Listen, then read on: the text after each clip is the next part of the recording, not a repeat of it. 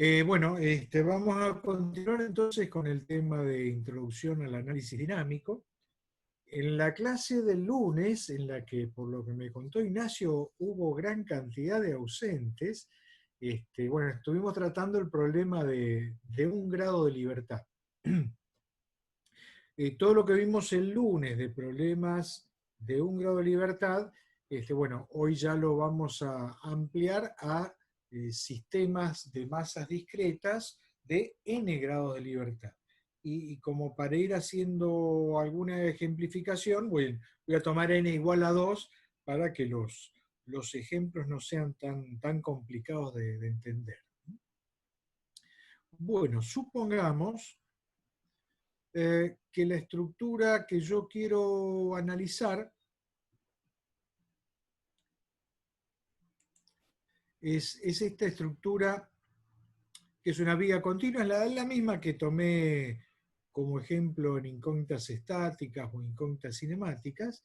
Lo que le he agregado a esta viga continua son dos masas concentradas en la mitad de cada uno de los vanos. En el primer tramo es la masa M1, en el segundo tramo es la masa M2. Y sobre esta estructura voy a hacer actuar dos cargas, P1 y P2, de dirección vertical sobre las masas M1 y M2. Bien. Y ahora vamos a empezar a hablar un poquitito de cuáles van a ser los grados de libertad del análisis. Cuando nosotros estudiamos problemas de dinámica estructural, tratamos de restringir el análisis de los movimientos a las coordenadas que definen la posición de las masas de la estructura, porque en esas coordenadas es donde vamos a tener actuando las fuerzas de inercia, en algún caso las fuerzas de amortiguamiento. Siempre nosotros estamos apuntando a poder escribir las ecuaciones de equilibrio dinámico de cada una de las masas, que ya son ecuaciones diferenciales. Entonces cuanto más podamos achicar nuestro problema desde el punto de vista del análisis matemático, mejor vamos a estar. En esta estructura, si yo quiero poner en el juego la posición de las masas M1 y M2, necesariamente necesito incorporar coordenadas de movimiento asociadas a esas masas. Es decir, voy a necesitar estudiar el desplazamiento de la masa M1 en la dirección X1 y el desplazamiento de la masa M2 en la dirección X2, porque estoy asumiendo la hipótesis de deformabilidad axial y estoy suponiendo que no va a haber un movimiento importante en la dirección horizontal. Ahora, la forma de poder incorporar esas dos coordenadas de análisis en nuestro planteo clásico de incógnitas cinemáticas es considerar el lugar donde está la masa M1 y el lugar donde está la masa M2 como nuevos nudos de la estructura. Al considerar los nuevos nudos de la estructura, entonces esta estructura desde el punto de vista del análisis cinemático, desde el punto de vista de incógnitas cinemáticas, sería una estructura que empieza a tener 5 grados de libertad. Digamos, si no hubiéramos considerado estos nuevos nudos donde está la masa M1 y la masa M2, el único grado de libertad que nos interesaría para resolver el problema cinemáticamente indeterminado sería el que corresponde al giro del nudo central, que aquí es llamado coordenada de movimiento 4. Ahora, al incorporar como nudos aquel lugar donde está la masa M1 y aquel lugar donde está la masa M2, para definir cinemáticamente la deformada, yo necesito conocer la coordenada de movimiento de traslación X1, la coordenada de giro X3, la coordenada de movimiento de traslación X2 y el giro X5. Es decir, que este problema ahora, cuando considero la posición de M1 y M2 como nuevos nudos de la estructura, es un problema que pasa a ser cinemáticamente indeterminado de grado 5, siempre y cuando, remarco, esté adoptando la hipótesis de deformabilidad axial. Ahora bien, Dentro de este problema indeterminado de grado 5, yo voy a distinguir dos grupos de desplazamientos incógnitas. Un grupo de desplazamientos incógnitas los voy a llamar grados de libertad principales para el análisis dinámico, que son los que corresponden a la coordenada x1 y a la coordenada x2. Y otro grupo de desplazamientos los voy a agrupar en un vector de grados de libertad secundarios, que son los movimientos que corresponden a las coordenadas x3, x4 y x5. Es decir, que nuestro vector de desplazamientos, x, queda particionado en dos subvectores, el de los movimientos en las coordenadas principales 1 y 2 y el de movimiento en las coordenadas secundarias 3, 4 y 5. Bueno, adoptando entonces esas 5 coordenadas de desplazamiento, lo que estaríamos teniendo es, cuando actúen las cargas P1 de T y P2 de T, es una deformación de la estructura, que es la que estamos tratando de determinar en cuanto a sus valores, donde va a haber desplazamiento en la coordenada 1, desplazamiento en la coordenada 2, giro en la coordenada 3, en la coordenada 4 y en la coordenada 5. Todos esos movimientos van a ser variables con el tiempo t. El sistema fundamental para el análisis de esta estructura con el método de las incógnitas cinemáticas correspondería a clausurar los movimientos en las coordenadas de las incógnitas cinemáticas.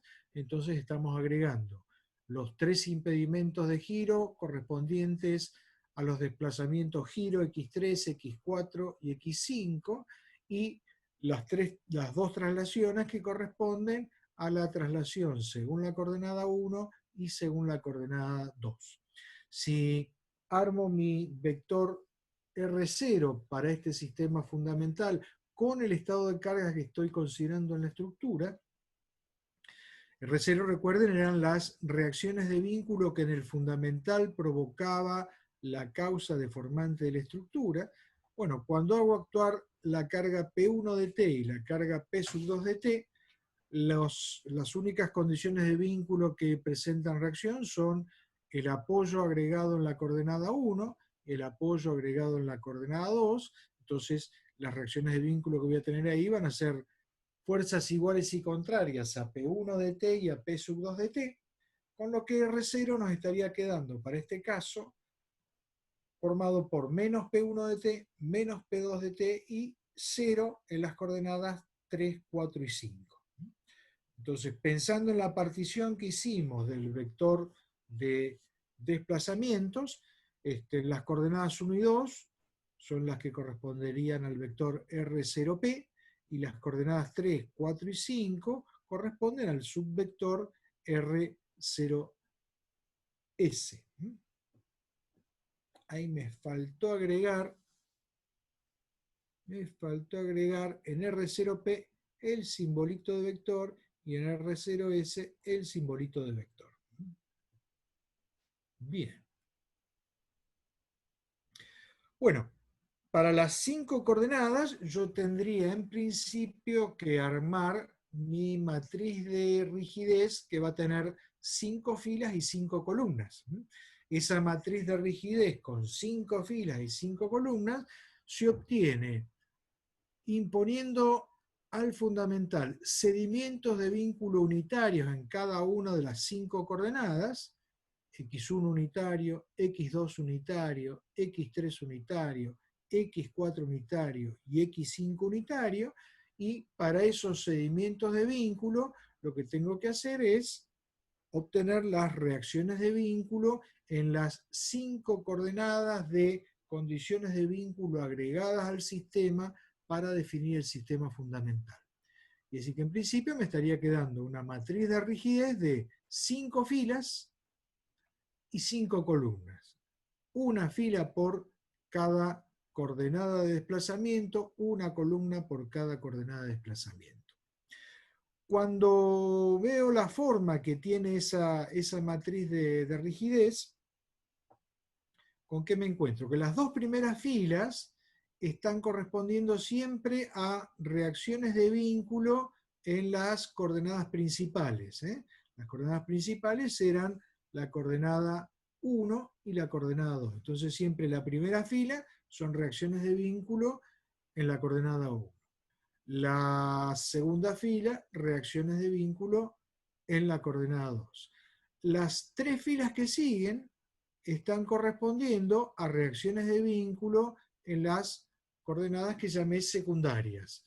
Reacción de vínculo en la coordenada 3, reacción de vínculo en la coordenada 4, reacción de vínculo en la coordenada 5. Las dos primeras columnas me están dando reacciones de vínculo siempre provocadas por movimientos que se producen en las coordenadas principales. Las tres últimas columnas siempre me están dando reacciones de vínculo originadas por sedimentos de vínculo unitario que ocurren en las coordenadas secundarias. Quiere decir que al haber hecho la definición de qué coordenadas son las principales y qué coordenadas son las secundarias, me ha quedado definida una partición de la matriz de rigidez en 4 sectores. Un primer sector, un primer cuadrante, que he designado como submatriz de rigidez PP, es decir, submatriz de rigidez que me da reacciones de vínculo en coordenadas principales provocadas por sedimento de vínculo en coordenadas principales. Un sector que he designado submatriz RPS, que me da reacciones de vínculo en coordenadas principales provocadas por sedimento de vínculo en coordenadas secundarias. Otro sector que es la submatriz de rigidez RSP, reacciones de vínculo en coordenadas secundarias, provocados por sedimentos de vínculo en coordenadas principales.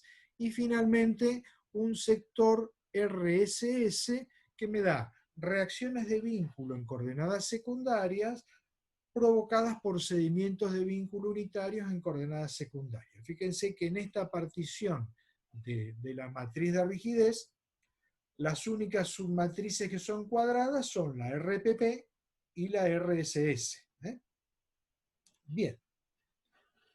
En la página siguiente estoy escribiendo las ecuaciones de equilibrio en las 5 coordenadas, supuesto que esté en el caso de que no haya ninguna fuerza de amortiguamiento presente. Es decir, estoy trabajando con un modelo discreto de masas concentradas, con una acción forzada, representada por las fuerzas P1 y P2, que son variables con el tiempo, y no estoy considerando el amortiguamiento estructural que habíamos evaluado para el caso de problemas de un grado de libertad con un modelo de amortiguamiento viscoso, es decir, un amortiguamiento que era proporcional a la velocidad.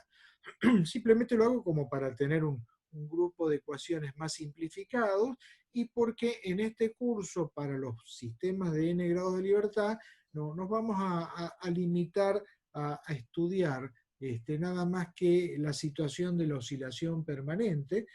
Recuerden que cuando hablamos de amortiguamiento y de oscilaciones forzadas en sistemas de un grado de libertad, había en la respuesta de la estructura una primera etapa de oscilación transitoria y después continuaba la estructura oscilando mediante lo que llamábamos la oscilación permanente, que estaba asociada directamente a la carga forzada. ¿Sí? ¿Alguien está preguntando algo? No. Bien. Entonces, ¿qué voy a estar teniendo? Para las 5 coordenadas me tienen que estar apareciendo 5 ecuaciones de equilibrio. La primera corresponde a la coordenada 1, la segunda a la coordenada 2, y la tercera, cuarta y quinta están correspondiendo a las coordenadas 3, 4 y 5. En las coordenadas principales, en las coordenadas 1 y 2, tengo, además de todos los elementos tradicionales de los términos del método de incógnitas cinemáticas, en las coordenadas 1 y 2, ¿alguien tiene prendida la radio o un televisor por ahí?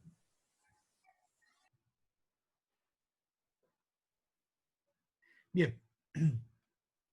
Decía, en las coordenadas 1 y 2, además de los términos habituales que corresponden al método de las incógnitas cinemáticas, estamos agregando, según la vieja idea de D'Alembert, las fuerzas de inercia, digamos, al movimiento de la masa m1 en la coordenada x1, se está oponiendo la fuerza de inercia, que es la masa por la aceleración en la coordenada 1, y lo mismo al movimiento de la masa m2 en la coordenada 2 se está oponiendo la fuerza de inercia, que es la masa 2 por la aceleración x2. Y es decir que de este sistema de ecuaciones, las únicas que están conteniendo términos relacionados con la inercia, es decir, términos que son la masa por la aceleración, son los que corresponden a las coordenadas que yo llamé coordenadas principales, porque son las ecuaciones donde está apareciendo un movimiento que tiene una masa discreta asociada. En cambio, en las coordenadas 3, 4 y 5, las tres ecuaciones de equilibrio que me aparecen no están conteniendo ningún término asociado a las fuerzas de inercia. Fíjense que en las 5 coordenadas yo tengo movimientos que son función del tiempo t. Bien. En la hoja que sigue voy a escribir las ecuaciones de equilibrio de las 5 coordenadas, pero ahora agrupando términos que corresponden a las coordenadas principales y a las coordenadas secundarias de la siguiente manera. Las dos primeras ecuaciones las voy a escribir así. Una matriz de masas, que es una matriz diagonal que contiene M1 como primer elemento y M2 como segundo elemento de la diagonal, está multiplicando al vector de aceleraciones en las coordenadas principales, es decir, el vector cuyo primer elemento es la función de aceleración en la coordenada 1 y cuyo segundo elemento es la función de aceleración en la coordenada 2.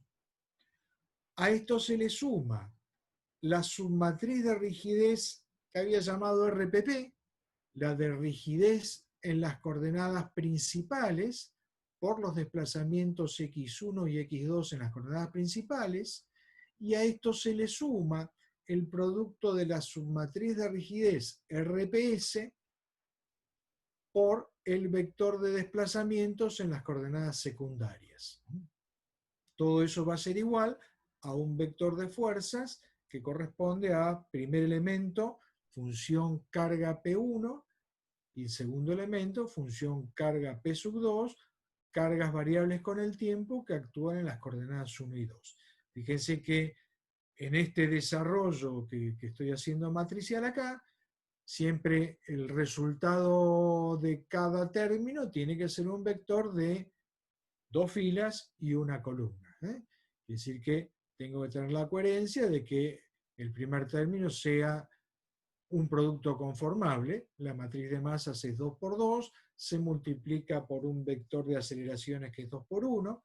El segundo término es una submatriz de rigidez cuadrada, 2 por 2, que se multiplica por un vector de desplazamientos 2 por 1.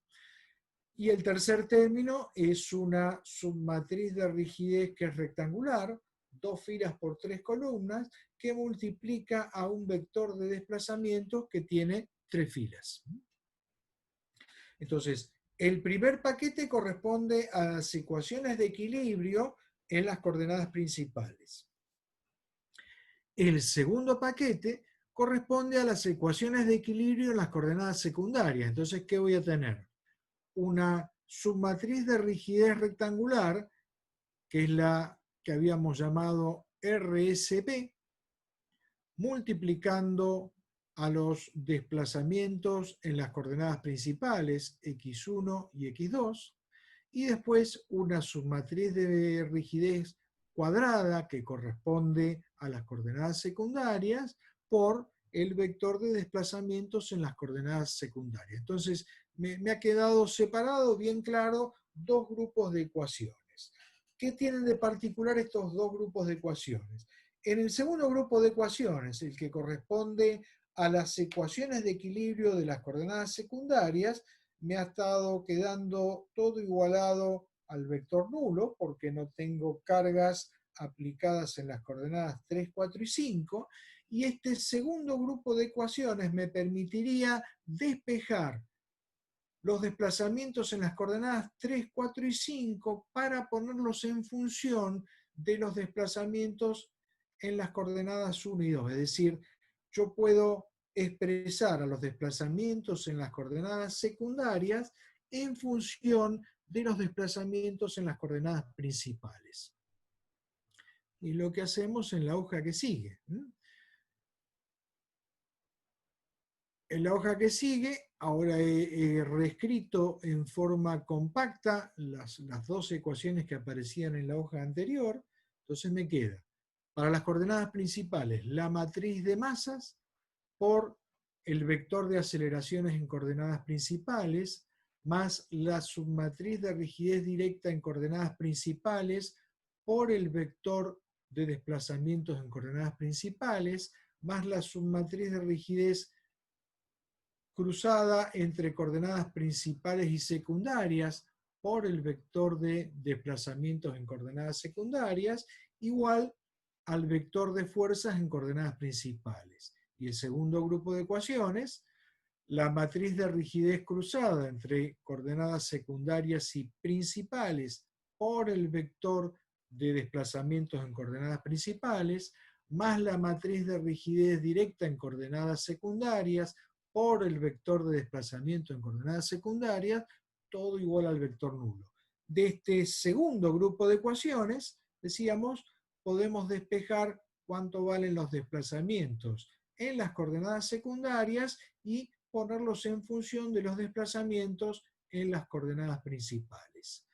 Una vez que hice ese despeje, lo que puedo hacer es volver al sistema de ecuaciones 1 y reemplazar en el sistema de ecuaciones 1 las coordenadas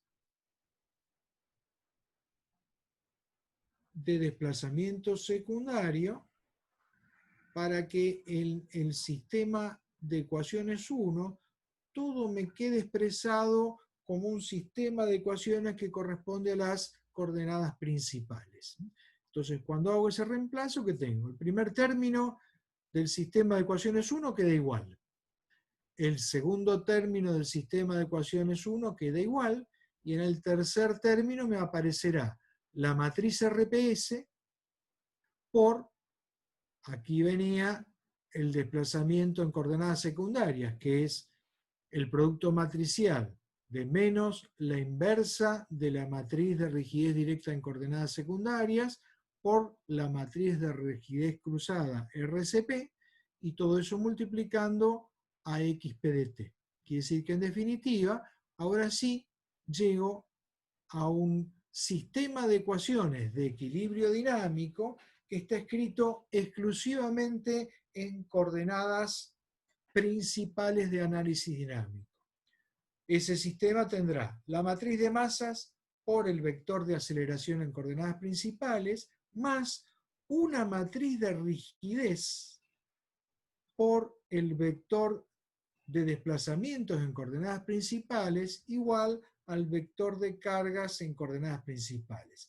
Esa matriz de rigidez que me ha quedado acá en el sistema de ecuaciones de equilibrio dinámico es lo que llamamos la matriz de rigidez condensada de la estructura. Entonces, para poder achicar mi problema de resolver estos sistemas de ecuaciones donde los desplazamientos son variables con el tiempo, lo que he hecho aquí es utilizar un recurso algebraico que me permite condensar el análisis a qué ocurre en las coordenadas principales. Una vez que yo conozca las funciones de movimiento en las coordenadas principales, puedo pasar a hacer el cálculo inverso y saber qué movimiento ocurren simultáneamente en las coordenadas secundarias, porque tengo ya establecida en la hoja anterior una relación entre movimiento en coordenadas secundarias con movimiento en coordenadas principales. Bien. Esta forma de obtener la matriz de rigidez en coordenadas principales condensada sería la forma de operar que tendría una computadora partiendo de la matriz de rigidez en 5 coordenadas de incógnitas y condensando el problema a 2 coordenadas de incógnitas. Pero en muchos problemas que nosotros vamos a resolver, hay algunos procedimientos más veloces para poder obtener esta matriz de rigidez condensada, que son los que vamos a ver ahora. ¿Dónde me interesan estos procedimientos veloces? Bueno, básicamente si estoy haciendo un análisis manual de la estructura, pero ayudado con elementos de cálculo, puedo llegar mucho más rápido al armado de la matriz que voy a utilizar si pienso un poco en términos de qué habíamos llamado flexibilidad o qué habíamos llamado rigidez. Primer camino. Parto del mismo esquema estructural que tenía antes. Si yo cargo esta estructura hiperestática, o esta estructura cinemáticamente indeterminada, con la carga P1 de valor unitario, si resuelvo este sistema hiperestático, podría calcular qué desplazamiento genera P1 en su misma dirección y qué desplazamiento genera P1 unitaria en la dirección de la coordenada 2, y esos dos desplazamientos serían lo que yo llamo una flexibilidad. F11 va a ser una flexibilidad directa, desplazamiento en la coordenada 1 provocado por una fuerza unitaria en la coordenada 1, F21 va a ser una flexibilidad cruzada, desplazamiento en la coordenada 2 provocado por una fuerza unitaria que actúa en la coordenada 1. Bueno, la resolución de este problema la puedo hacer o por el método de las incógnitas estáticas o por el método de las incógnitas cinemáticas.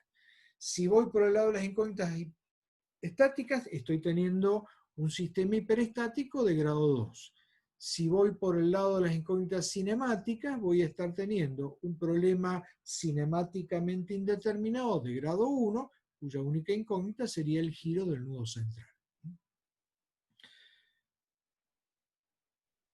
Una vez resuelto este primer problema para calcular estas dos flexibilidades, ahora lo que puedo hacer es resolver la misma estructura, pero...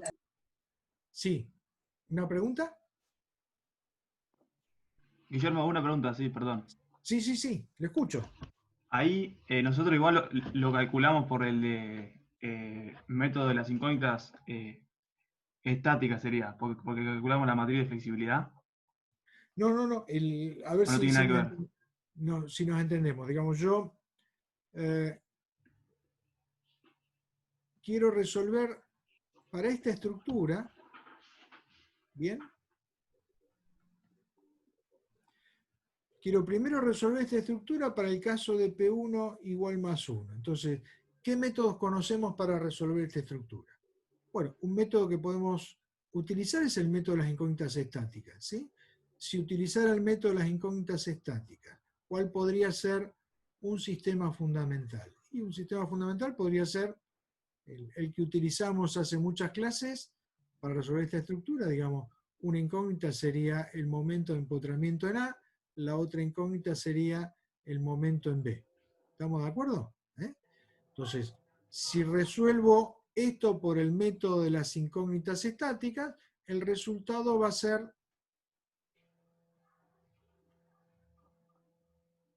que de esta estructura voy a conocer el diagrama de momentos flexores que provoca una carga P1 de valor unitario. Ese diagrama de momentos flexores será un diagrama más o menos de este porte. ¿Bien? Ahora que conozco este diagrama de momentos flexores de esta estructura hiperestática cargada con P1, a mí me puede interesar, o sea, a mí me está interesando calcular cuánto es el movimiento de, si esto es A y esto es B, de esta sección C, y cuánto es el movimiento vertical de la sección D, ¿sí? ¿Cómo haríamos para calcular esos movimientos? Bueno, si de ese hiperestático tengo calculados sus momentos hiperestáticos, lo único que necesitaría para calcular el desplazamiento vertical de C sería hacer trabajar ese diagrama de momento, por ejemplo, con un sistema equilibrado,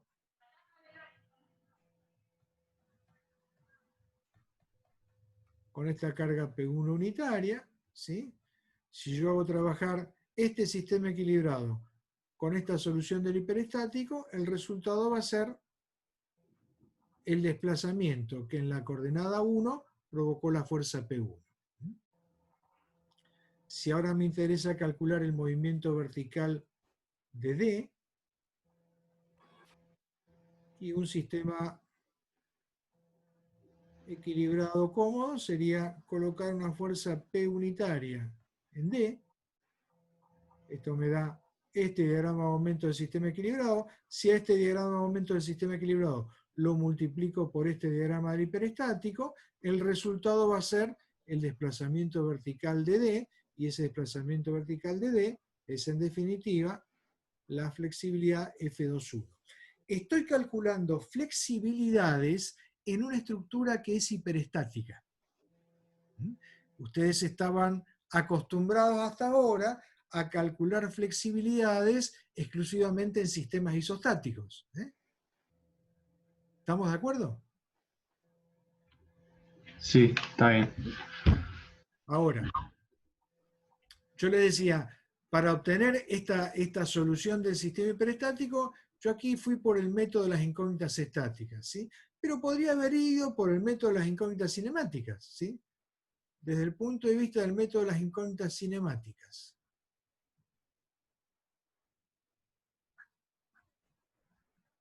Tomando como exterior P igual más 1 en la coordenada 1, ¿sí? Tendría que haber definido un sistema fundamental de incógnita cinemática, clausurando el giro del nudo central.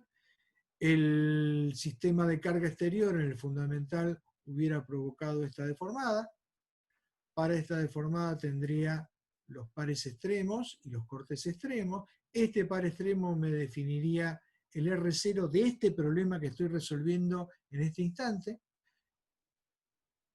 Para ese problema tendríamos una sola incógnita cinemática, entonces calcularíamos la rigidez imponiendo un giro unitario en el nudo central. Haciendo el cociente entre menos R0 y la rigidez R, vamos a obtener cuánto vale el giro en el apoyo central de esta estructura.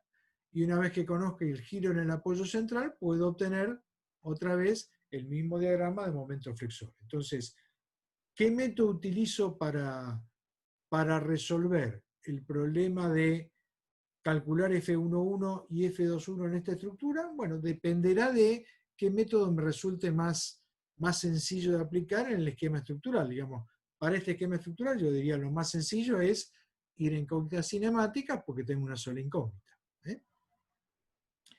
Y es mucho más rápido obtener los coeficientes sin tener que estar haciendo las multiplicaciones de diagrama. Pero es indistinto qué método obtenga. Lo que es importante es saber que lo que estoy calculando son, en una estructura indeterminada, valores de desplazamientos provocados por una carga que es unitaria.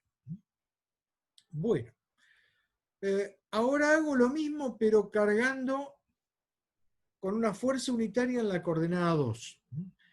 La deformada de la estructura posible es la que tengo dibujada. Si resuelvo este nuevo problema indeterminado, podré calcular cuánto vale F2.2 y cuánto vale F1.2. Al hacer ese cálculo, lo que voy a estar obteniendo son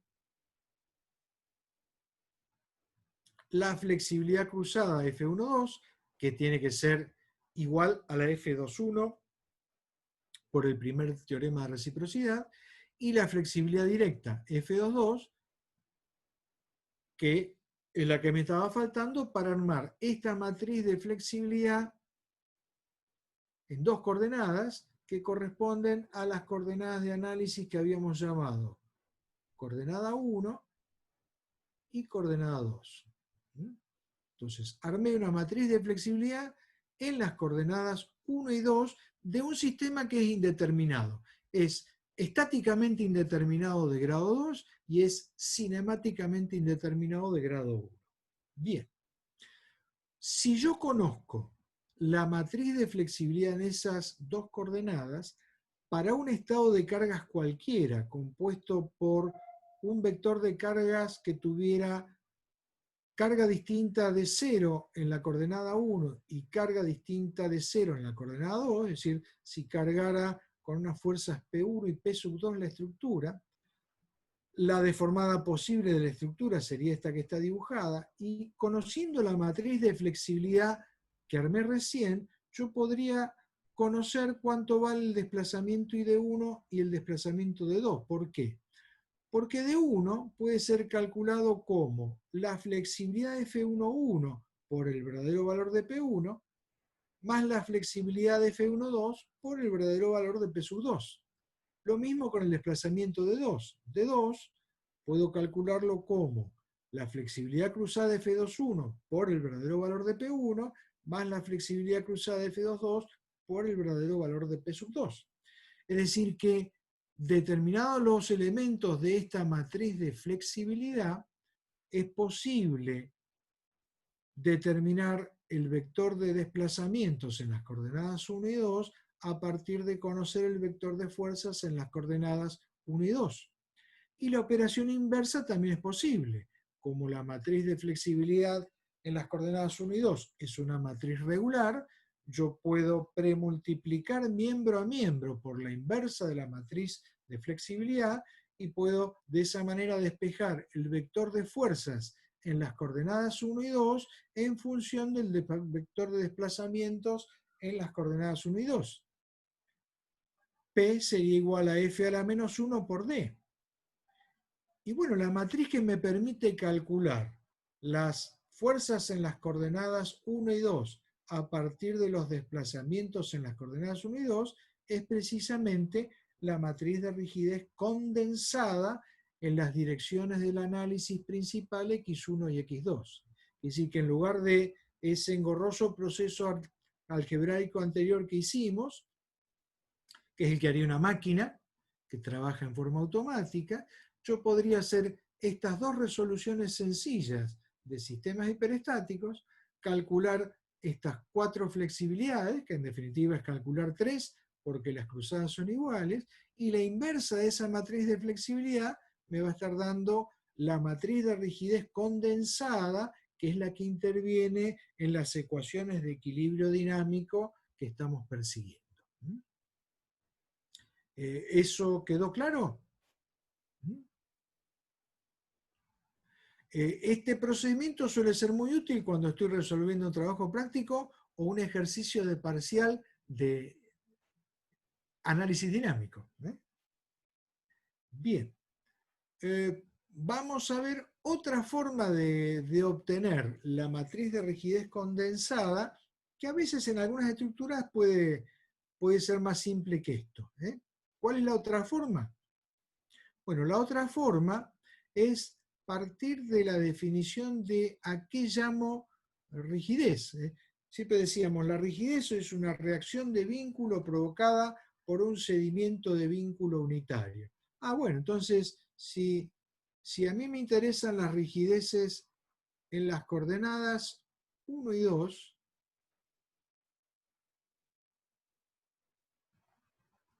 donde las coordenadas 1 y 2 de esta estructura son la que estoy asociando al movimiento de la masa, entonces lo único que tendría que hacer es agregar condiciones de vínculo de primera especie en esta estructura, imponer primero un cedimiento de vínculo unitario en la dirección de la coordenada 1, resolver la estructura indeterminada, y dentro de la resolución de la estructura indeterminada, lo que me está interesando obtener es qué reacción de vínculo ocurre en la coordenada 1 y qué reacción de vínculo ocurre en la coordenada 2.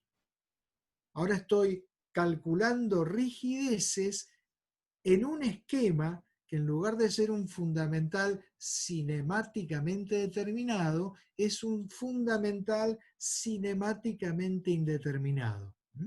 Si resuelvo este problema indeterminado y puedo calcular sus reacciones de vínculo, la reacción de vínculo en la coordenada 1 es reacción de vínculo en la coordenada 1 provocada por un seguimiento de vínculo unitario en la coordenada 1, y la otra es la reacción de vínculo en la coordenada 2 provocado por un seguimiento de vínculo unitario en la coordenada 1.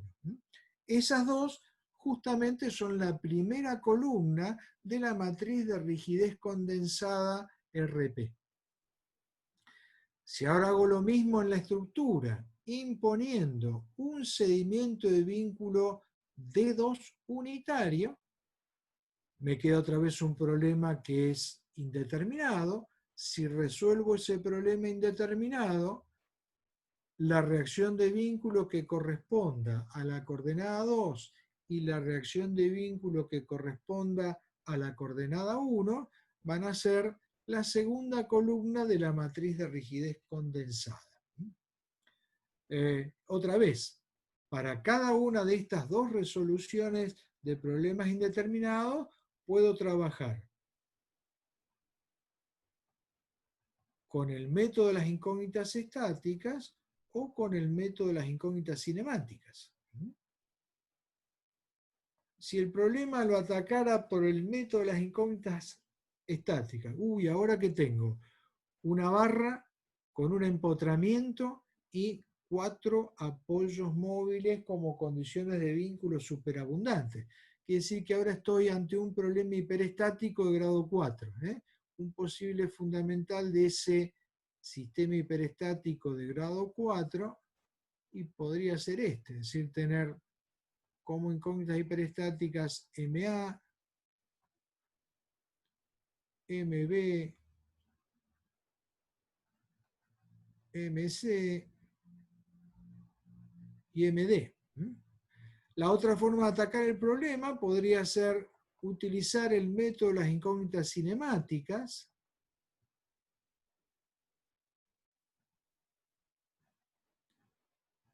Y en el método de las incógnitas cinemáticas, ¿qué incógnitas tendría esta nueva estructura? Y nada más que los giros.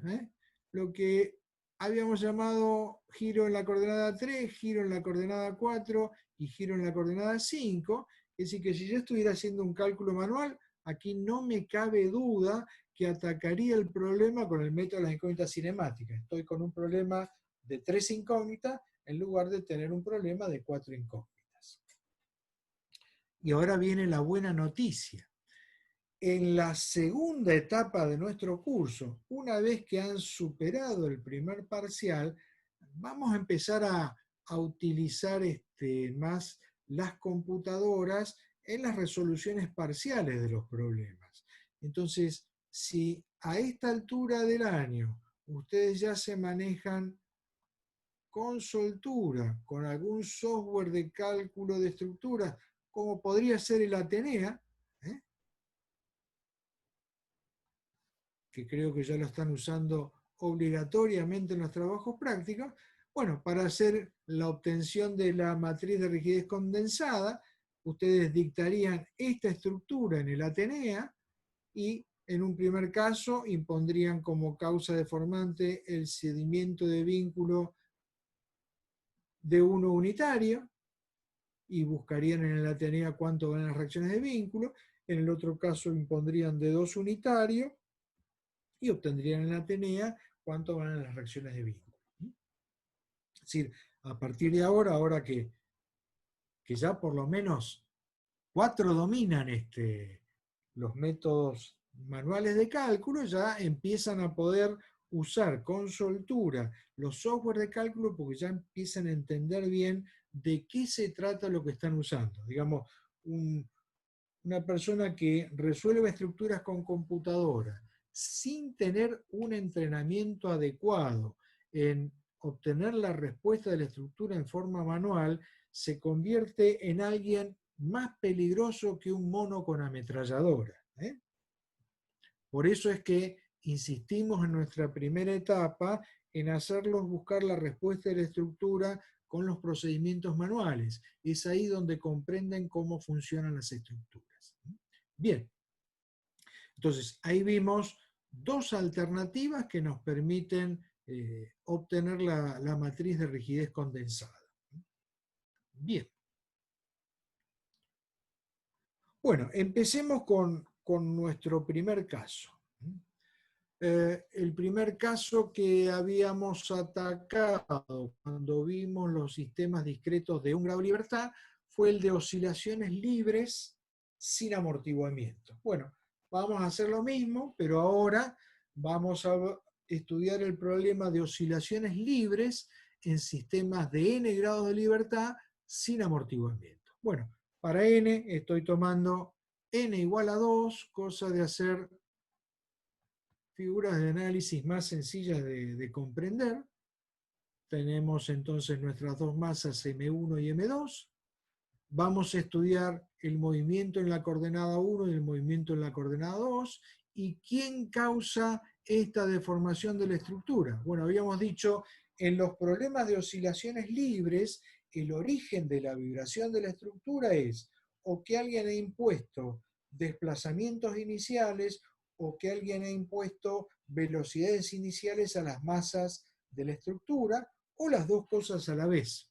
Entonces, siempre para poder resolver el problema de oscilaciones libres, voy a necesitar contar con condiciones de borde, que son los datos de cómo arranca esta vibración.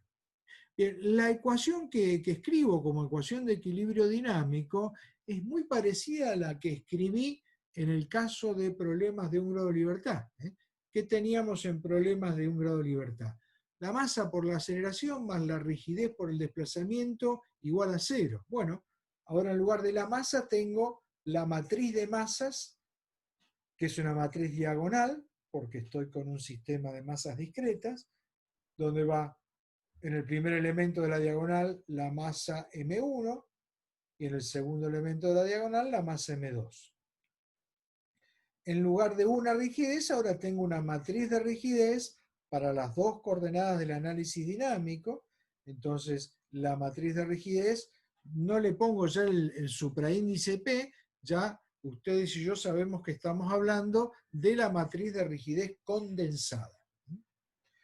Y el vector de desplazamientos es el vector de desplazamiento en la coordenada 1 y desplazamiento en la coordenada 2, es decir, es el vector de desplazamientos en los grados de libertad principales del análisis dinámico.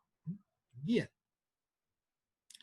Para ese sistema de ecuaciones diferenciales homogéneas, que es la ecuación de equilibrio dinámico de la hoja anterior, lo que tenemos es una solución de tipo trigonométrico, igual que en el caso de un grado de libertad. Tendremos que el vector de desplazamientos x de t será igual a un vector de coeficientes a por el seno de omega t más un vector de coeficientes b por el coseno de omega t. Fíjense que ahora tenemos dos coeficientes en el vector a y dos coeficientes en el vector b. Esos cuatro coeficientes que definen la ecuación del movimiento los vamos a obtener al final de la historieta gracias a que vamos a contar siempre con cuatro condiciones de borde del problema. Dos condiciones van a corresponder al desplazamiento inicial, que ahora tenemos desplazamiento inicial de la barra de la masa 1 y desplazamiento inicial de la masa 2, y dos condiciones van a corresponder a la velocidad inicial. Velocidad inicial de la masa 1 y velocidad inicial de la masa 2. Bueno, hago la primera derivada de este vector solución, va a ser el vector A por omega coseno de omega t menos el vector B por omega por el seno de omega t. Hago la segunda derivada que me da la aceleración y voy a tener el vector de aceleraciones igual a menos el vector A por omega al cuadrado seno de omega t menos el vector B por omega al cuadrado coseno de omega t, es decir, menos omega al cuadrado por x de t. Como omega es un escalar, yo lo puedo mover libremente dentro de esta expresión. reemplazo en la ecuación diferencial de equilibrio dinámico, ¿y qué me está quedando?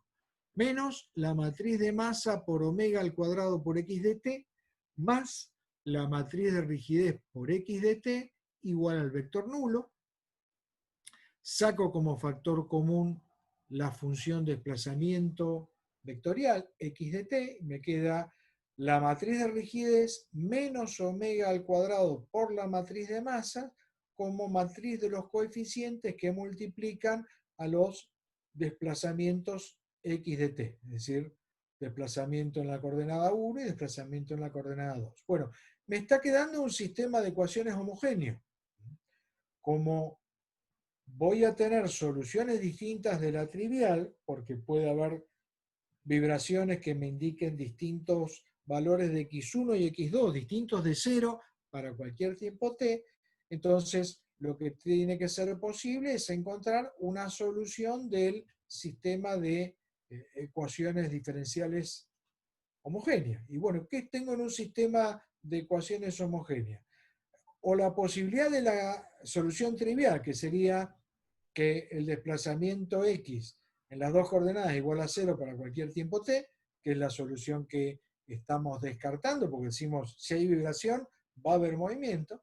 Entonces, para tener solución del sistema de ecuaciones homogéneas distinta a la trivial, y lo que va a haber es una matriz de coeficientes que sea singular. Entonces, el imponer que esta matriz de coeficientes sea singular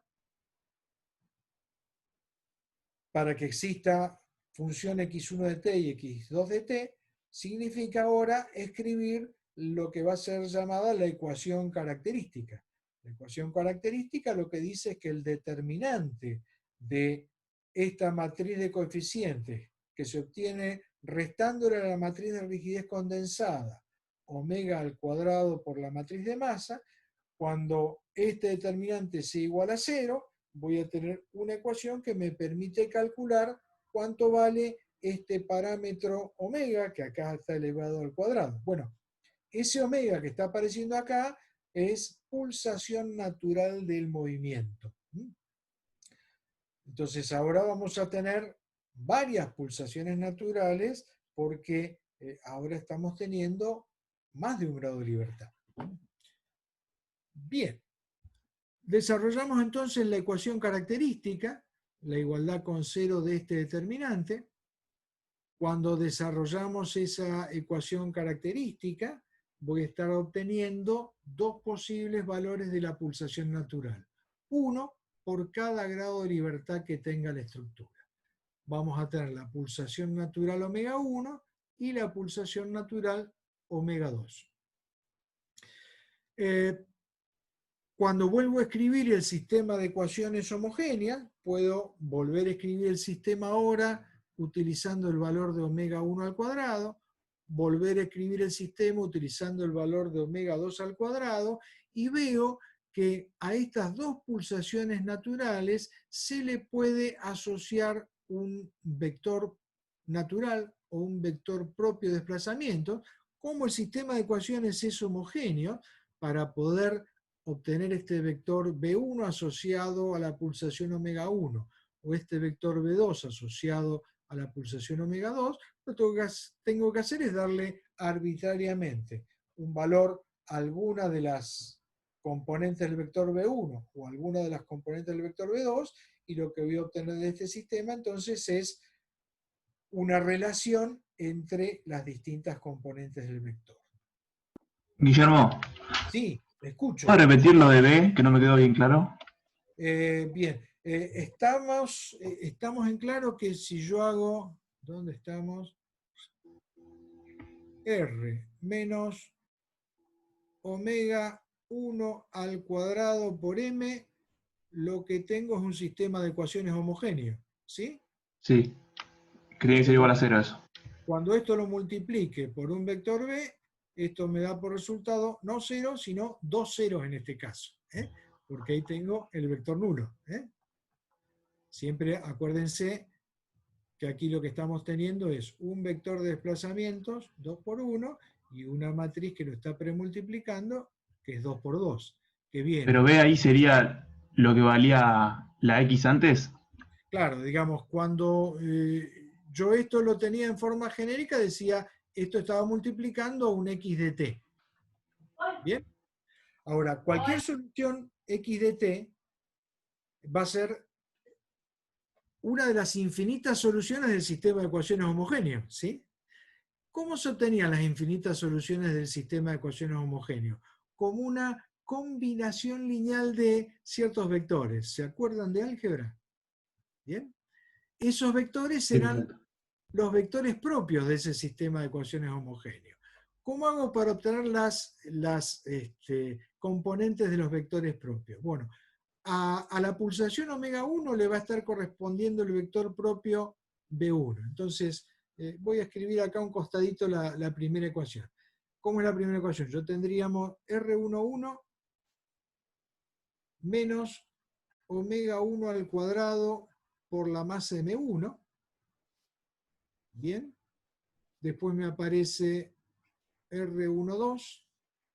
Aquí tengo R21 y aquí estaría teniendo R22 menos omega 1 al cuadrado por la masa M2.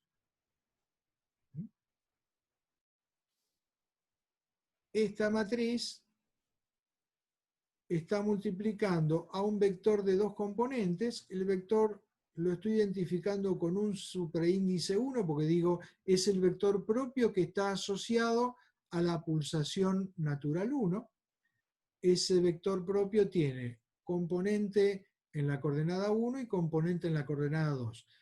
Cuando hago este producto, el resultado de este producto tiene que ser el vector nulo, porque habíamos dicho, el resultado es el del sistema de ecuaciones homogéneas, ¿sí? Entonces, yo de esta ecuación no puedo despejar B1, porque acá en el segundo miembro tengo 0 y 0. ¿Estamos de acuerdo? Pero en esta ecuación sí puedo conocer qué relación hay entre las componentes del vector B1. Por ejemplo, digo, si B1 en su componente 1 le diera el valor 1, ¿sí?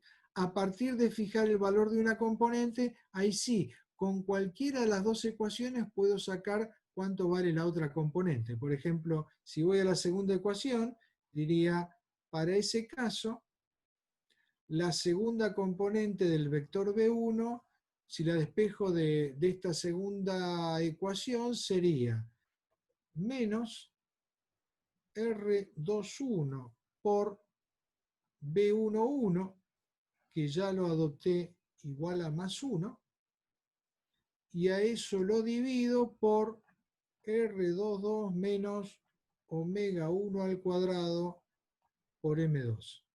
¿Bien? Entonces ahora tendría un vector propio con dos componentes.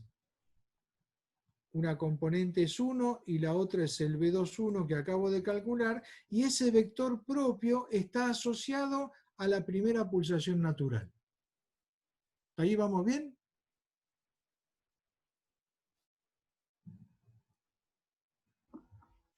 Sí, perfecto. No, no se desmayó. Bien. Muy Bueno, bien, bien, bien. lo mismo puedo hacer con la segunda pulsación natural, con la segunda ecuación.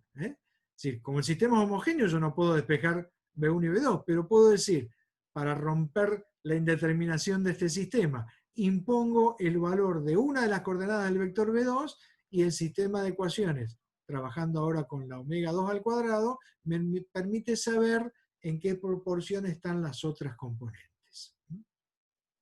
Y acá un costadito, estoy haciendo una pequeña interpretación física de qué estarían siendo las dos componentes del vector propio B1, las dos componentes del vector propio B2.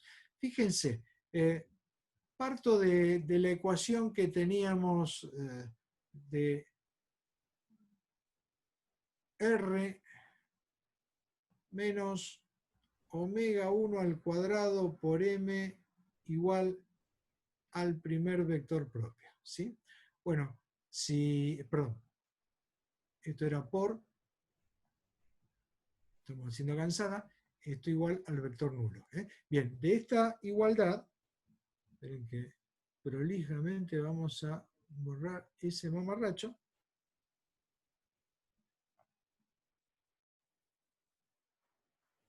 Ahí está, ahí quedó bonito. Partiendo de esta igualdad, yo puedo decir ahora que R por el vector B1 es igual a omega 1 al cuadrado por la matriz de masas por el vector B1. Entonces ahora podría interpretar esto a la luz del método de las incógnitas cinemáticas. Digo, si a la estructura yo la cargara en forma estática, con una fuerza en la coordenada 1 que fuera omega 1 al cuadrado por la masa 1 por la primera componente del vector propio B1. Y en la coordenada 2 con una fuerza que valiera omega 1 al cuadrado por la masa 2 por la segunda componente del vector B1. Es decir, si interpretara este segundo miembro de la ecuación como un vector de cargas P aplicados en las coordenadas 1 y 2, el sistema de ecuaciones de incógnitas cinemáticas me diría que R por el vector desplazamiento es igual al vector de cargas aplicadas, entonces lo que me estaría dando es una deformada de la estructura donde en la coordenada 1 el desplazamiento sería la primera componente del vector propio B1 y en la coordenada 2 el desplazamiento sería la segunda componente del vector propio B1.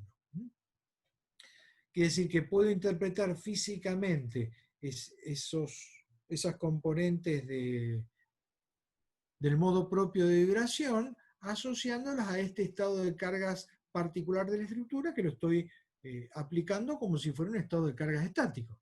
En realidad es un estado de cargas estático porque B1 no es función de T ni B2 es función de T. ¿Bien?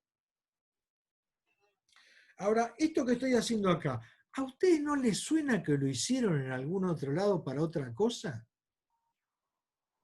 Autovalores y autovectores. Sí, señor, sí, señor. Se ve que usted leyó la hoja que sigue. O que tuvo alguna materia donde aparecía algo parecido. No, acá no es la hoja que sigue. Voy a saltearme esta hoja, después vuelvo para atrás.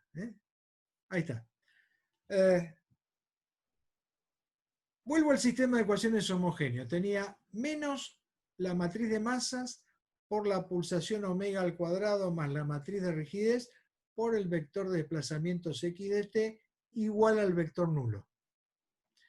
Si premultiplico miembro a miembro por m a la menos 1, en el segundo miembro me queda m a la menos 1 por el vector nulo, resultado del vector nulo, y en el primer miembro me quedaría menos m a la menos 1 por m por omega al cuadrado, corresponde a multiplicar m a la menos 1 por este primer término, más m a la menos 1 por r, por x de t igual a 0, y cuando considero m a la menos 1 por m, es decir, la inversa de m por m, me da por resultado la matriz unidad.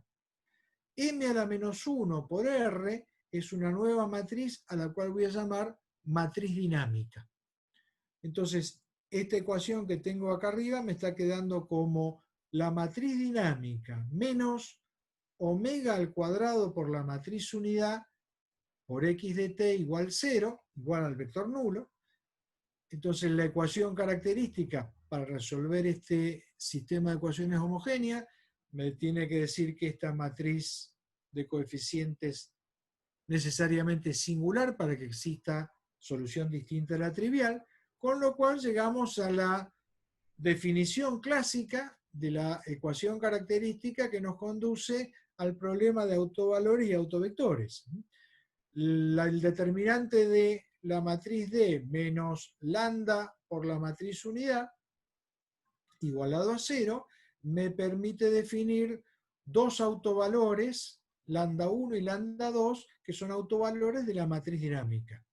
Los autovectores asociados a esos dos autovalores son los B supra I, esos B supra I son los modos propios de vibración y no son otra cosa que los autovectores de la matriz dinámica.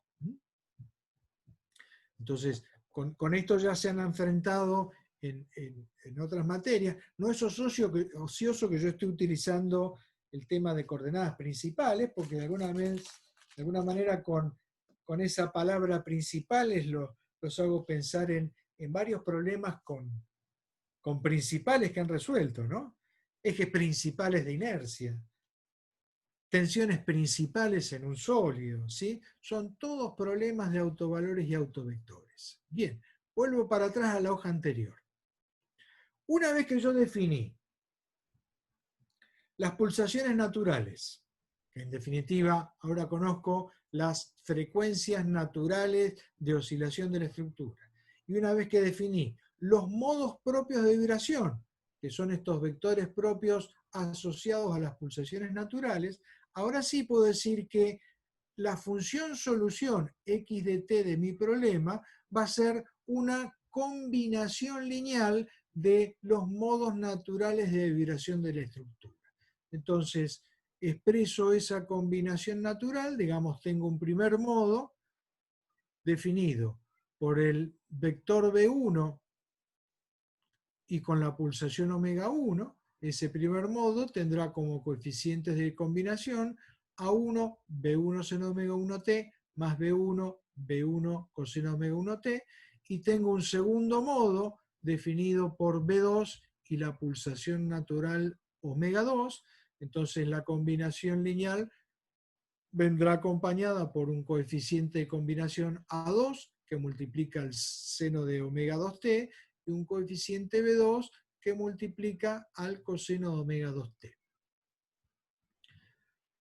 Que sí que para terminar de definir la ecuación del movimiento, yo ahora necesito poder calcular A1, A2, B1 y B2, es decir, 4 coeficientes, porque tanto los modos propios de vibración B1 y B2, como las pulsaciones naturales omega 1 y omega 2, son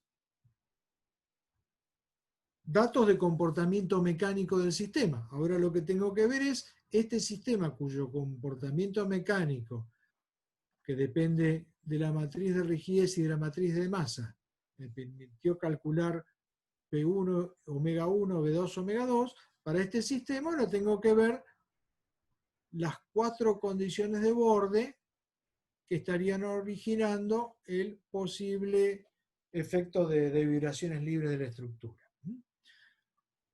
Las 4 condiciones de borde serán 2 condiciones de borde de desplazamiento, cuánto vale el desplazamiento inicial en la coordenada 1 y el desplazamiento inicial en la coordenada 2.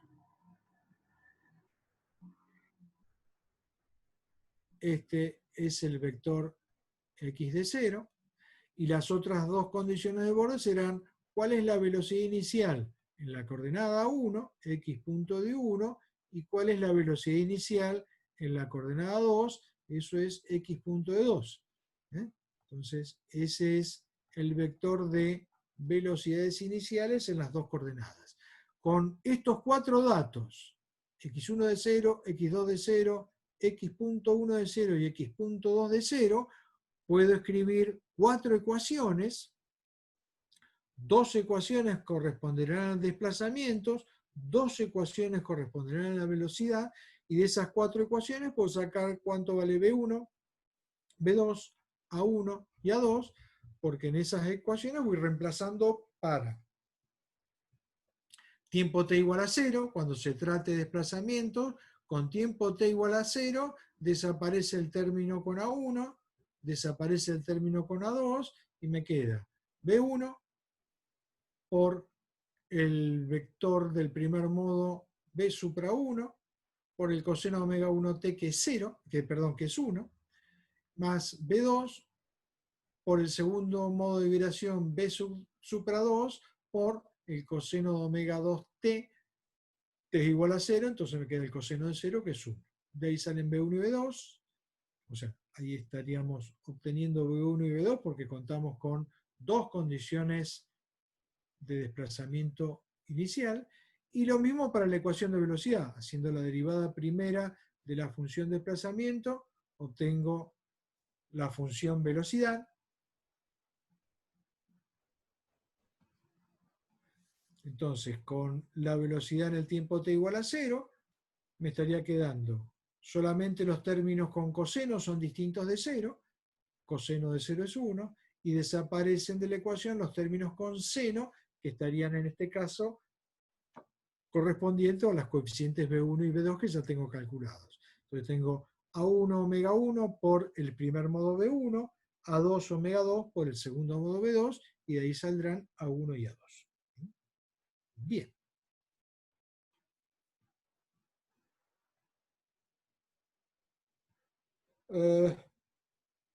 Segundo caso. Bueno, ahora que resolví el problema de oscilaciones libres, ya tengo material para seguir avanzando y puedo atacar el problema de oscilaciones forzadas en sistemas de n grados de libertad sin amortiguamiento. Entonces, ahora respecto al problema anterior, lo que estoy incorporando son una acción de carga variable con el tiempo en la coordenada 1, P1 de t, una acción de carga variable con el tiempo en la dirección de la coordenada 2, P sub 2 de t. No tienen por qué ser las mismas funciones con idénticas pulsaciones. En este caso, bueno, por mostrar algo más o menos sencillo, supuse que las dos cargas estaban teniendo la misma pulsación omega p. Entonces puedo expresar el vector P de t como un vector de amplitudes de carga P1 y P sub 2 por el seno de omega P multiplicado por t, es decir, un vector de amplitudes P multiplicado por el seno de omega pt. Bueno, ahora que tengo un sistema de ecuaciones no homogéneo, la solución del sistema de ecuaciones será suma de la solución del sistema de ecuaciones homogéneo, que fue el que resolvimos en el tema anterior, la ecuación de equilibrio dinámico igualada al vector nulo, y a esto le tengo que agregar una solución particular xp de t. Bueno, como en el segundo miembro me está apareciendo una función del seno de omega pt, la solución particular tiene que estar conteniendo entonces también funciones trigonométricas del ángulo omega pt. Entonces, la solución propuesta acá es una solución particular que tendrá un vector de amplitudes a sub p por el seno de omega pt, más un vector de amplitudes b sub p por el coseno de omega pt, es decir, estoy trabajando otra vez con una solución armónica como trabajé en el caso de un grado de libertad. Ese vector a sub p va a estar teniendo una componente en la dirección 1, una componente en la dirección 2, y ese vector b sub p también va a estar teniendo una componente en la coordenada 1 y una componente en la coordenada 2. Es decir que en esta solución particular, para poder definirla, necesito definir 1, 2, 3, 4 elementos de los vectores que pueden definir la solución particular. Derivo una vez respecto del tiempo y tengo la velocidad particular, derivo otra vez respecto del tiempo y tengo la aceleración particular, con lo que me está quedando que la aceleración particular es menos la pulsación de la carga omega p al cuadrado por el vector desplazamiento particular. Bueno, si reemplazo entonces en función del tiempo, el primer término de la ecuación de equilibrio dinámico, que era la matriz de masas por el vector de aceleraciones, va a ser ahora la matriz de masas por menos omega al cuadrado p por el vector de desplazamientos. El segundo término era la matriz de rigidez por el vector de desplazamientos, con lo cual el primer miembro de esta ecuación nos estaría quedando menos omega al cuadrado por la matriz de masas más r multiplicando al vector x p de t, que es a sub p seno de omega pt más b sub p coseno de omega pt. Todo eso tiene que ser igual a p seno de omega pt. Como esta igualdad se tiene que cumplir en todo tiempo t, en esta igualdad, todo lo que contenga funciones seno de omega pt en el primer miembro tiene que ser igual a todo lo que contenga funciones seno de omega pt en el segundo miembro, y todo lo que contenga funciones coseno de omega pt en el primer miembro tiene que ser igual a todo lo que contenga funciones coseno de omega pt en el segundo miembro. Entonces, ¿qué tendría? En el primer miembro, con función seno de omega pt, tengo el término de R menos omega cuadrado P por la matriz de masa por el vector A sub P. Entonces tendremos que menos omega cuadrado por la matriz de masa más R, multiplicando, o sea, premultiplicando el vector A sub P, tiene que ser igual a todo lo que tiene seno de omega pt en el segundo miembro, que es el vector P. Bueno, de ahí ya puedo despejar el vector A sub P que me aparece en la ecuación del movimiento, va a ser la inversa de R menos omega P al cuadrado M, premultiplicando al vector de amplitudes de carga P, compuesto por P1 y P sub 2. El segundo grupo de dos ecuaciones va a estar correspondiendo a la igualdad de los términos que tengan coseno de omega pt. Como en el segundo miembro no hay ningún término que tenga coseno de omega pt, estas dos ecuaciones ahora van a estar igualadas al vector nulo. Entonces tendríamos menos omega p al cuadrado por la matriz de masa más la matriz de rigidez multiplicando al vector b sub p igual al vector nulo. Entonces, para este caso particular de acción forzada que hemos tomado como ejemplo, los dos elementos del vector b sub p resultan ser iguales a 0. Bien. Bueno, para este caso particular de carga variable con el tiempo, nos estará quedando entonces una solución particular que será menos omega al cuadrado p por la matriz de masas más r por el vector p por el seno de omega pt, y acá vuelve a poder aparecer el problema de resonancia, y ese problema de resonancia va a estar apareciendo cuando empiecen a resolver en forma particular para los datos del problema lo que ocurre dentro de esta matriz de coeficientes, que es R menos omega p al cuadrado por m, donde están interviniendo características mecánicas del sistema, la rigidez condensada y la matriz de masa. Esa rigidez condensada y la matriz de masa son las que venían alimentando las pulsaciones naturales, y bueno, aquí en este cálculo que estoy haciendo acá, se están encontrando en un mismo lugar las pulsaciones naturales y la pulsación de la carga. Entonces, otra vez, aquí se nos puede presentar el fenómeno de resonancia. Suponiendo que no hubiera ese fenómeno de resonancia, bueno, la solución completa del problema de oscilaciones forzadas será suma de la ecuación diferencial homogénea, que era la que habíamos visto antes. Entonces tendremos para los n grados de libertad, en este caso n es igual a 2, tendríamos la combinación lineal de los modos naturales de vibración, que son estos primeros términos, más la solución particular. Y ahora, cuando estoy con el problema de oscilaciones forzadas, recién en este momento estoy en condiciones de imponerle condiciones de borde al problema. Es decir, recién ahora puedo buscar el dato de las condiciones de desplazamiento inicial x de 0 y de velocidad inicial x punto de 0, y a partir de ahí imponerle a este sistema estas cuatro condiciones de borde para poder determinar los dos coeficientes A1 y A2 que estaban apareciendo en la expresión de la ecuación homogénea, y B1 y B2 que estaban apareciendo acá. Es decir que, otra vez, con las cuatro condiciones de borde podré calcular A1, A2, B1 y B2 y tener por completo expresada la ecuación del movimiento.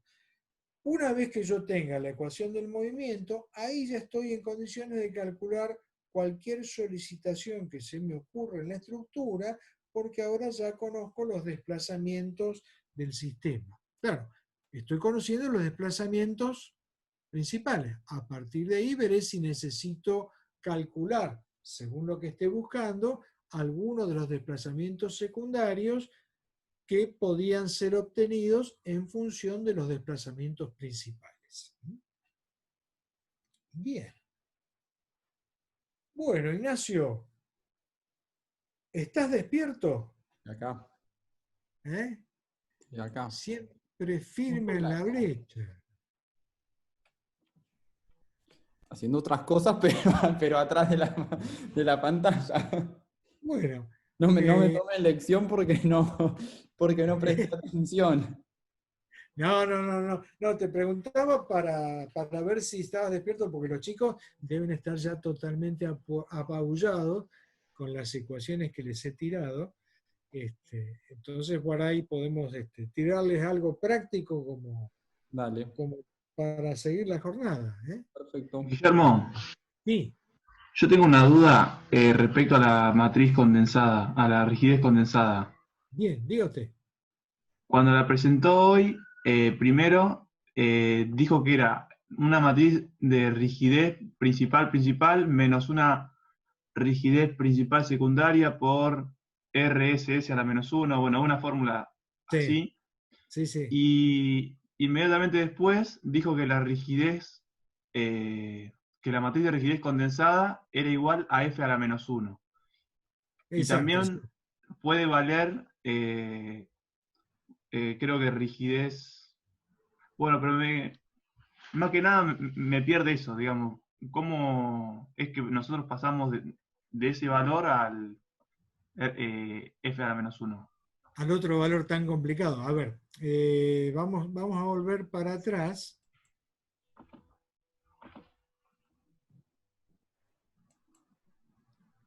Vamos a volver para atrás. Y yo siempre acá al final me dejo unas hojitas en blanco para ir haciendo aclaraciones. Vamos a ver.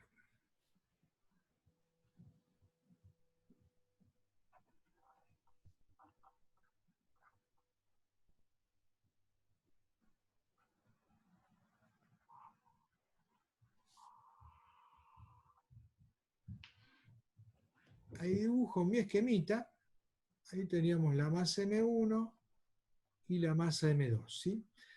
Voy a escribir acá cómo me quedó al final de la historieta el sistema de ecuaciones de equilibrio dinámico. Me quedó una matriz de masas por un vector de aceleraciones exclusivamente expresado en las coordenadas 1 y 2.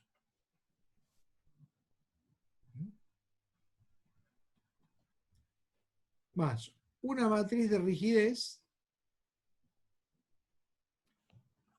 multiplicando exclusivamente a desplazamientos en las coordenadas 1 y 2. Es decir, x de t me está diciendo cuánto es el desplazamiento en la coordenada 1 y cuánto es el desplazamiento en la coordenada 2. ¿De ahí vamos bien? ¿Sí? Sí, perfecto. Entonces, ¿qué es lo que está representando este sistema de dos ecuaciones? Porque yo estoy teniendo 2 grados de libertad. Este sistema de dos ecuaciones con dos incógnitas, que son la función x1 y la función x2, me están hablando de el equilibrio de la masa M1, la primera ecuación, y del equilibrio de la masa M2, la segunda ecuación. ¿Bien? Entonces, ¿qué es lo que sé yo? Sé que la masa M1 sufrió un desplazamiento desde su posición original la magnitud de ese desplazamiento fue x1 de t, y a ese desplazamiento se le opone la rigidez de la estructura. Aparece una fuerza actuando sobre la masa que se opone a ese desplazamiento, que es la rigidez de la estructura. La rigidez que viene representada por R11 por la magnitud del desplazamiento x1, y como la estructura sigue para allá, y hay un resto de la estructura que sigue para allá, si en la coordenada 2 hay un movimiento, también eso repercute generando una fuerza que permite equilibrar a la masa 1, que es R12 por x2 de t. Ahora, ¿quién más se opone al movimiento de la masa 1? Y también se oponen las fuerzas de inercia, M1 por la aceleración de la masa M1. ¿Bien? Bueno, yo la dibujé acá a un costadito, pero me quedó sin lugar, así que vamos a correr esto un poquitito.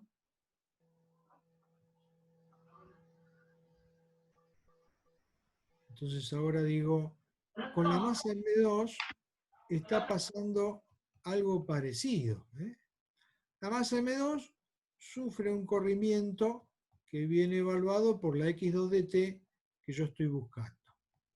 ¿Quién se opone a ese movimiento de la masa M2?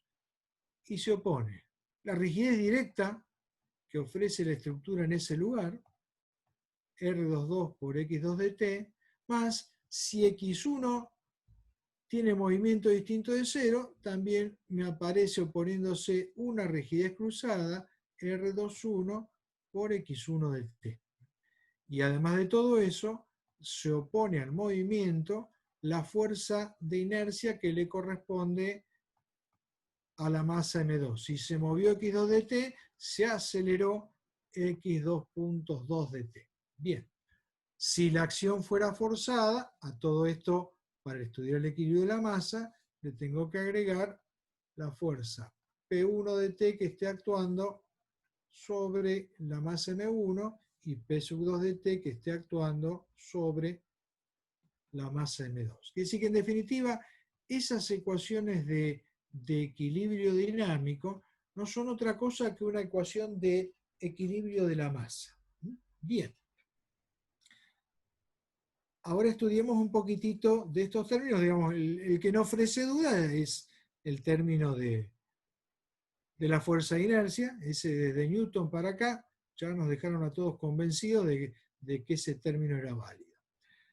Me voy a concentrar ahora en este término de acá.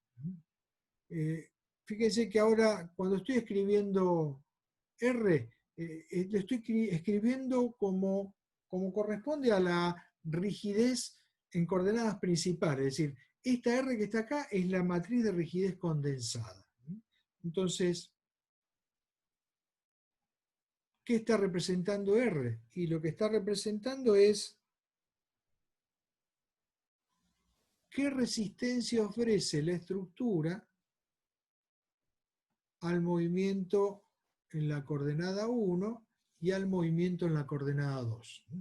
Entonces digo, bueno, si yo estoy buscando la resistencia, digo, ¿qué valor de fuerza tengo que colocar para imponer un movimiento de determinada magnitud?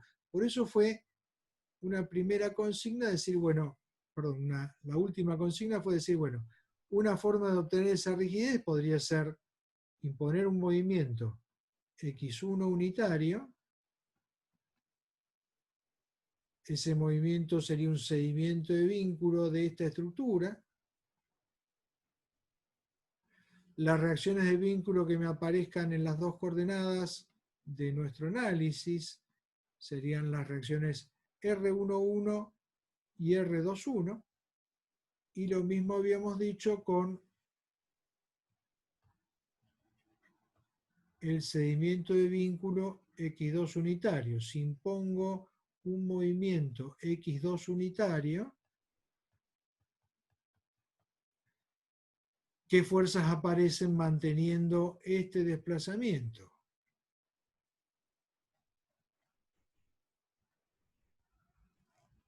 Y aparecerá aquí una reacción de vínculo R1,2 y aquí una reacción de vínculo R2,2. Este es el concepto que tenemos de rigidez, es decir, es la fuerza reactiva que aparece generada por un seguimiento de vínculo. El concepto inverso es el concepto de flexibilidad. Digo, para que en la coordenada 1 me aparezca un desplazamiento de valor unitario, ¿qué fuerzas tengo que aplicar?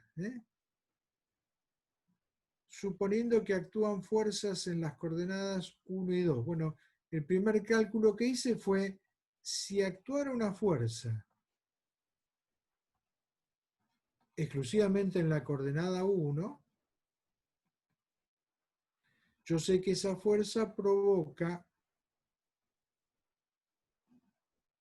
en la coordenada un desplazamiento que es desplazamiento en la coordenada 1 provocado por la fuerza P1 unitario.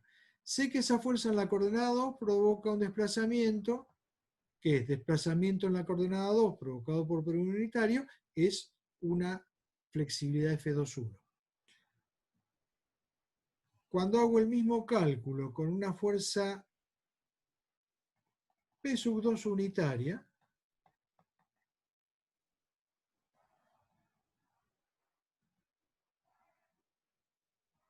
esa sería la posible deformada, esas las posibles flexibilidades, y con esas 4 flexibilidades yo estoy teniendo una relación entre desplazamiento en las coordenadas 1 y 2, la voy a escribir así, desplazamiento en la coordenada 1 y desplazamiento en la coordenada 2 se pueden calcular a partir de la matriz de flexibilidad obtenida por la fuerza que actúe en la coordenada 1 y la coordenada 2. Quiere decir que cuando en uno actúe una fuerza P1 y en 2 actúe una fuerza P2, ese premultiplicar por la matriz de flexibilidad me permite calcular cuánto vale el desplazamiento X1 y cuánto vale el desplazamiento X2. Bueno, después busqué la relación inversa. Digo, ¿qué fuerzas P1 y P2 mantienen un desplazamiento X1 y X2? Es decir, ¿qué fuerzas necesito para que en la deformada de la estructura, en la coordenada 1, haya un desplazamiento de magnitud X1 y en la coordenada 2 haya un desplazamiento de magnitud X2? Y las fuerzas que necesito van a ser la inversa de esa matriz de flexibilidad. Es decir, estoy despejando de esta expresión el vector de cargas P1, P2 y expresándolo en función del vector de desplazamientos X1 y X2. Y ahora vuelvo al esquema anterior. Si entonces en la estructura voy a tener una deformación que aquí valga X1 y aquí valga X2, para que mi sistema mecánico se deforme de esta manera, es necesario que estén actuando acá unas fuerzas cuyos valores van a ser R11 por X1 más R12 por X2 y acá R21 por X1 y R22 por X2.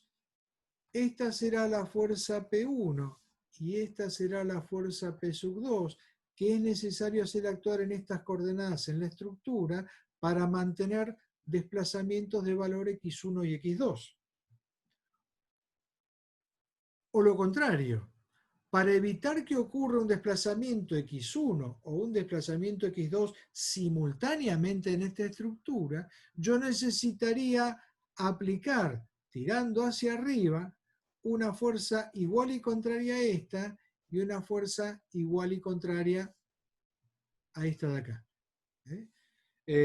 No sé si con esta explicación mejoré el entendimiento o lo empeoré. Pero fíjate que yo lo que estoy buscando en la ecuación de equilibrio dinámico es saber qué oposición le ofrece la estructura al movimiento en la coordenada 1 y al movimiento en la coordenada 2. Esa oposición que la estructura le ofrece a esos movimientos viene dada por la matriz de rigidez condensada en las coordenadas 1 y 2.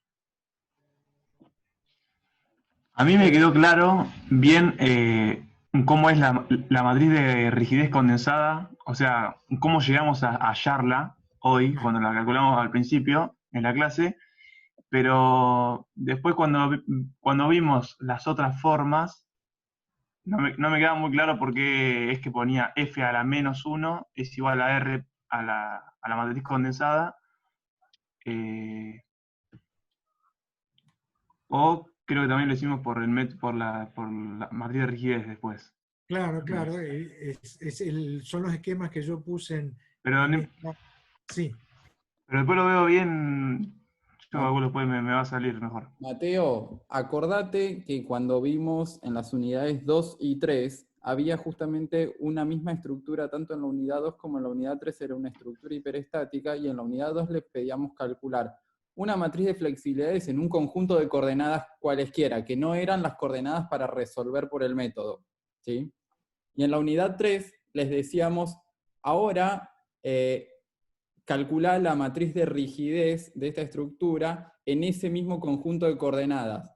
Y después le decíamos, relaciónenlas y fíjense que tienen que ser la inversa. Porque para el mismo conjunto de coordenadas, la matriz de rigideces es la inversa de las flexibilidades y viceversa. Pero siempre para el mismo conjunto de coordenadas. No lo confundas con los métodos de resolución. Bien, bien, bien. Y no sé si Perfecto. claro, pero Sí, sí, por sí. eso es que Guillermo dice la matriz de flexibilidades invertida es la de rigideces que estaba buscando al principio.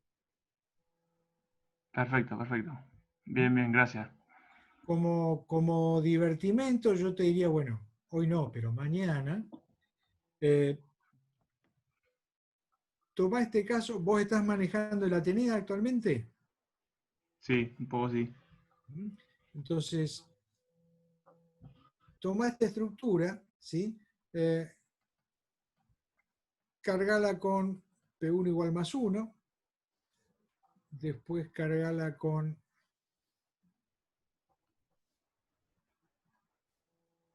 P sub 2 igual más 1. Entonces ahí vas a poder ver cómo es la deformada, y de esa deformada el programa seguramente te va a estar dando los desplazamientos. Yo no me acuerdo si ese programa les da la elástica deformación en todo el tramo, pero bueno, una manera de poder engañarlo para que nos dé exactamente el valor que estamos queriendo es definir un nudo donde actúan las cargas. Entonces digo, bueno, tengo el nudo 1, el nudo 2, el nudo 3, el nudo 4 y el nudo 5. Le informo una estructura cuyas barras son la Sí. barra 1, la 2, la 3 y la 4. Entonces el programa me va a estar dando el resultado de desplazamientos y giros en todos los nudos. En particular me va a estar dando esos 4 movimientos. Y después compara eso con el resultado que dé el programa para esta nueva estructura,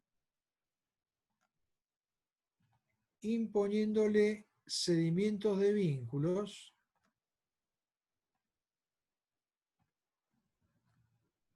primero en la coordenada 1 y después en la coordenada 2. Ahí es donde vas a ver cómo se cumple esa relación de que esas dos reacciones agrupadas en una matriz de rigidez nos está dando como matriz de rigidez la matriz inversa que obtengo en estos dos casos.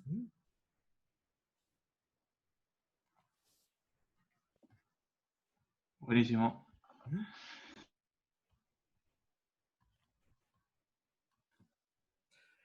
Son caminos alternativos, pero digamos, básicamente lo que yo estoy buscando, y ahí es donde tengo que concentrar el esfuerzo en la estructura, es lo que estoy buscando es qué magnitud es necesario colocar como fuerza para que se oponga a este desplazamiento, ¿eh? Cuando pienso en la respuesta mecánica de la estructura. Es decir, estoy pensando en quién se opone al movimiento de la masa. Se opone la fuerza de inercia y se opone la estructura. La estructura está representada acá a través de una fuerza que es proporcional a los desplazamientos. Y esa fuerza proporcional a los desplazamientos está teniendo en cuenta el módulo de elasticidad de la estructura, las características de inercia de la sección transversal, la forma en que está apoyada y las longitudes, es decir, todo lo que interviene en el cálculo de la rigidez. Bien. Es duro esto, pero es un camino que conviene hacerlo. Yo un poco pensaba hoy también agregarles un ejemplo numérico, pero dije, no, vamos a esperar que lo mastiquen un poco y la clase que viene ya vamos a estar trabajando con algunos números. ¿Por qué? Porque en la clase que viene mi idea es mostrarles que un problema de n grados de libertad, donde ven que en las ecuaciones de solución empiezan a complicarse, siempre puede ser resuelto como superposición de soluciones de problemas de un grado de libertad. Hay un truco algebraico que me permite transformar el sistema de ecuaciones de equilibrio dinámico, que es un sistema de ecuaciones diferenciales, en n sistemas de ecuaciones diferenciales desacopladas entre sí que puedo resolver en forma individual para volver después a armar la solución completa. Pero para poder entender ese procedimiento, primero tenemos que aprender a obtener pulsaciones naturales. Para obtener pulsaciones naturales, primero tenemos que aprender a determinar matrices de rigidez condensadas, y bueno, eso es un poco el camino de ir entendiendo todas estas cosas.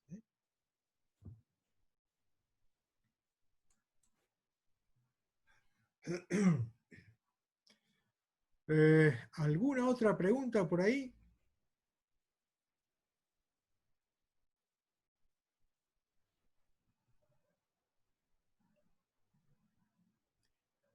Bueno, Ignacio, los voy a dejar en tu compañía entonces. Listo.